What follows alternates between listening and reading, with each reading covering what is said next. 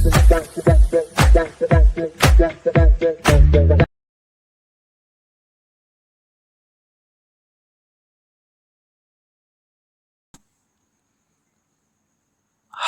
Hello నమస్తే నేమి Singar welcome back to my YouTube channel. So మనం ఈరోజు ఈ వీడియోలో ఏం చూడబోతున్నామంటే సంక్రాంతి స్పెషల్ ఎపిసోడ్ 4.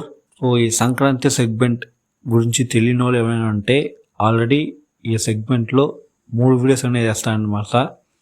ఆ వీడియోస్ని చూడాలంటే చూసుకోండి, తెలుసుకోండి.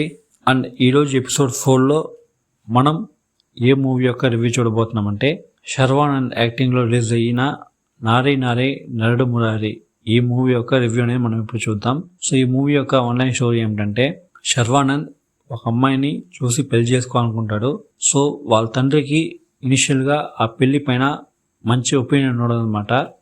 అంటే ఒప్పుకోడు, బట్ కూతురు కాబట్టి ఒప్పుకుంటాడు. కానీ పెళ్ళి చాలా గ్రాండ్గా కాకుండా సింపుల్గా రిజిస్టర్ మ్యారేజ్ చేసుకుందాం అని అనుకుంటాడు.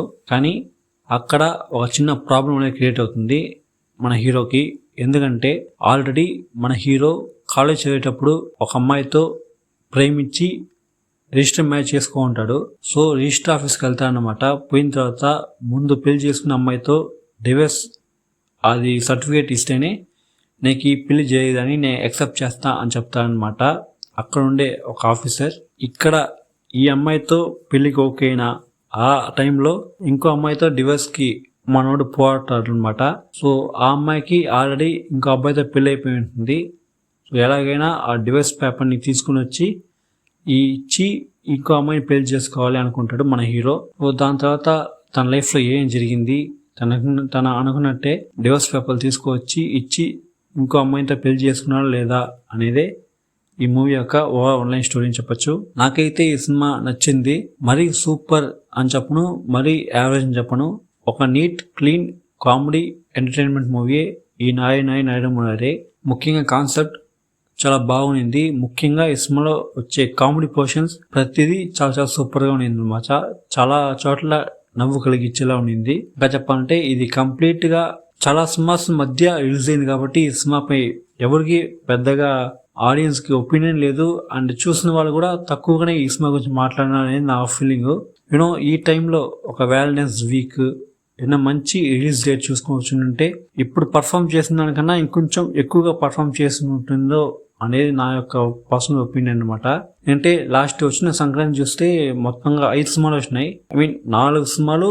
ఆ 4 సినిమాలతో పాటు ఈ యొక్క సినిమా 5 సినిమా. సో థియేటర్స్ లో షోస్ అనేది కొంచెం తక్కువనే పడింది ఈ సినిమాకి మెజారిటీగా. సో అది ఒక్క విషయం నాకు కానీ కొంచెం ఇంకా బాగా అనిపించింది. ఎందుకంటే ఒక మంచి సినిమా, ఒక మంచి ఎంటర్టైన్మెంట్ మూవీ ఇంకొంచెం ఎక్కువగా ఆడియన్స్కి కనెక్ట్ అయ్యి ఉంటే ఇంకొంచెం బాగుండేది అనే ఒక చిన్న ఫీలింగ్, ఇంకేం లేదు. సో ఈ సినిమాలో యాక్ట్ చేసిన ప్రతి ఒక్కరు యాక్టింగ్ చాలా చాలా బాగుండింది. ముఖ్యంగా శర్వా. సో ఆ క్యారెక్టర్ కానీ అండ్ యాక్టింగ్ కానీ రెండు కూడా చాలా చాలా సూపర్ చేశారు. ఈ సినిమాలో 2 హీరోయిన్లు. సో వాళ్ళ క్యారెక్టర్స్ ఇచ్చిన క్యారెక్టర్స్ సూపర్గా చేశాను అనమాట.